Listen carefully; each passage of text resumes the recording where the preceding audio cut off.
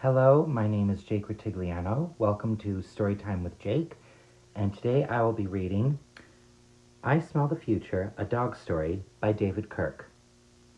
Sparky was an extraordinary dog, so it stood to reason that he'd have an extraordinary nose. Only he didn't. In fact, he couldn't smell the difference between a monkey and a bar of soap, between his master and a barrel of nuts, or between dinner and a stinky rag. For a dog, this was terribly embarrassing, so one morning on his daily walk with Nova, he asked for an upgrade. Of course, said Nova. I'll give you the best sniffer on the planet. Your nose will be so sensitive, he joked, you'll be able to smell the future. Sparky yipped, wondering at such marvels. He trotted ahead to tell his friends Princess Ariel and 40-Watt Dog the news. His master was the best master in Roton. As Nova wired his new circuit, Sparky dreamed of the wonderful things he would smell. Morning oil would be sweeter. His master would smell more masterful. He would smell when Catho the cat was sneaking up behind him to scrape her sharp claws in his rump and take his warm spot. But the best trick of all would be to smell the future.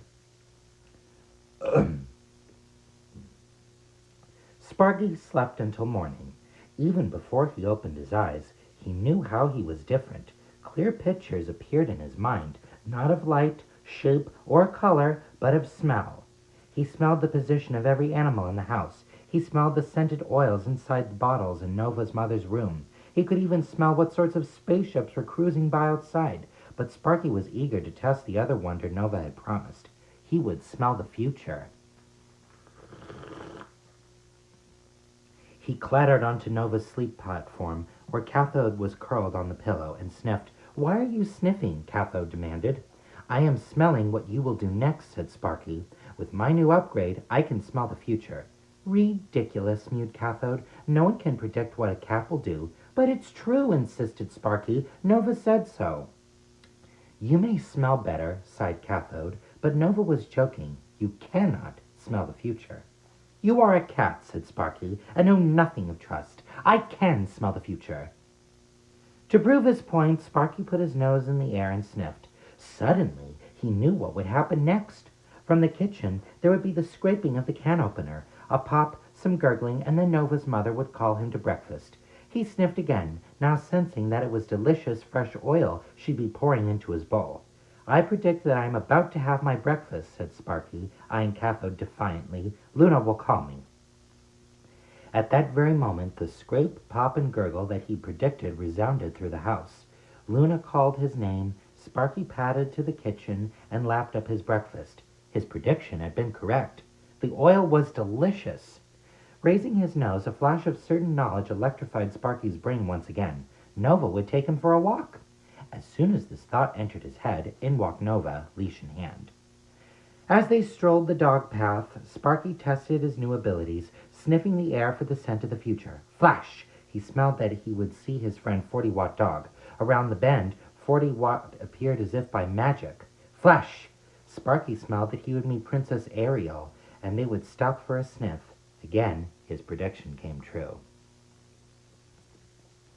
Sparky told his friends his amazing story. Everyone was awed by his new power, except Cathode. Of course Nova's mother gave you oil for breakfast, she mewed. It's what you get every morning. And every morning Nova takes you for a walk and you see 40-Watt Dog and have a sniff with Princess Ariel. You are not for smelling the future, you silly dog. Sparky shook his head sadly. I smelled that you would say that, he sighed. Cathode considered herself a patient cat, but this sort of nonsense was too much. Please, oh smeller of the future, she mewed sarcastically, tell us of tomorrow.